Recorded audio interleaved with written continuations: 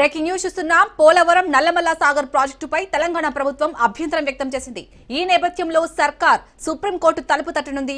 సుప్రీంకోర్టులో కేసు దాఖలు, ఆధారాలు తదితర పరిణామాలపై ఇవాళ ఢిల్లీలో డిప్యూటీ సీఎం భట్టి, నీటిపారుదల శాఖ మంత్రి ఉత్తమ్ కుమార్ రెడ్డి, న్యాయ నిపుణులు, నీటిపారుదల శాఖ ఉన్నతాధికారులతో భేటీ కానున్నారు. అనంతరం రాష్ట్ర ప్రభుత్వం తరపున వాదనలు వినిపిస్తున్న అభిషేక్ సింఘ్వీతో సమావేశమవుతారు.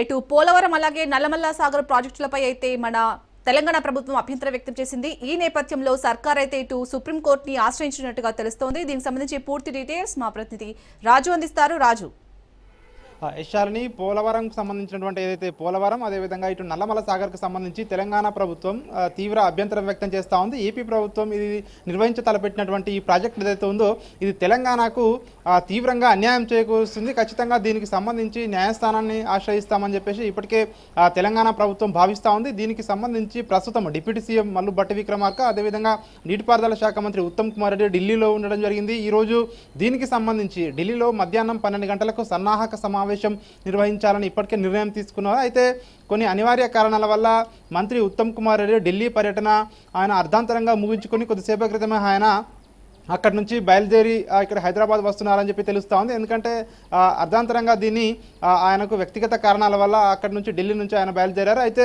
డిప్యూటీ సీఎం మల్లు భట్టి విక్రమార్క అదేవిధంగా ఇటు ఉన్నతాధికారులు ఈరోజు దీనికి సంబంధించి సన్నాహక సమావేశం మధ్యాహ్నం 12 గంటలకు కొనసాగుతుంది అని చెప్తా ఉన్నారు.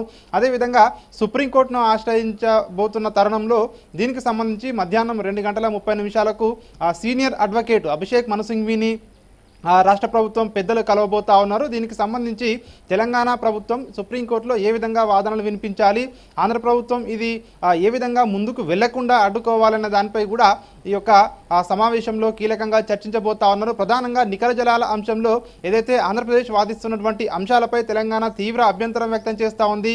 కేవలం వరద జలాలపైనే వాటిని మిగులు జలాలుగా చూపిస్తూ ఏపీ ముందుకు వెళ్లడం పట్ల తెలంగాణ మొదటి నుంచి కూడా అభ్యంతరం వ్యక్తం చేస్తూ ఉంది. దీనికి సంబంధించి న్యాయస్థానాల్లో కూడా తెలంగాణకు ఖచ్చితంగా ఇటు న్యాయం జరుగుతుందని చెప్పేసి కూడా తెలంగాణ ప్రభుత్వం భావిస్తూ ఉంది. దీనికి సంబంధించి ఖచ్చితంగా న్యాయస్థానాల్లో గట్టిగా వాదించేందుకు సీనియర్ అడ్వకేట్ని ఇప్పటికే రాష్ట్ర ప్రభుత్వం ఎంపిక చేయడం జరిగింది. దీనికి సంబంధించి మరిన్ని అంశాలను కూడా ఇటు రాష్ట్ర ప్రభుత్వ ఉన్నతాధికారులు అడ్వకేట్కు మరిన్ని అంశాలను కూడా వివరించే అవకాశం కనిపిస్తూ ఉంది. భవిష్యత్తులో ఈ యొక్క వరద జలాల వల్ల తెలంగాణకు తీవ్ర నష్టం జరుగుతూ ఉంది. అదేవిధంగా ఈ ప్రాజెక్టు పూర్తి కావడం వల్ల తెలంగాణకు రాబోయే రోజుల్లో చాలా వరకు కూడా నష్టం జరుగుతుందని చెప్పేసి ప్రభుత్వం మొదటి నుంచి కూడా భావిస్తూ ఉంది. దీనికి సంబంధించి ఎక్కడా కూడా దేశంలో వరద జలాలను బేస్ చేసుకుని ప్రాజెక్టులు కట్టినటువంటి దాఖలాలు లేవు. కానీ ఏపీ ఎందుకు ఇట్లా మొండిగా ముందుకు వెళ్తా ఉంది అని చెప్పి తెలంగాణ ప్రభుత్వం అయితే అభ్యంతరం వ్యక్తం చేస్తూ ఉంది. ఖచ్చితంగా సుప్రీంకోర్టును ఆశ్రయిస్తాము, సుప్రీంకోర్టులో అన్ని ఆధారాలతో సహా కూడా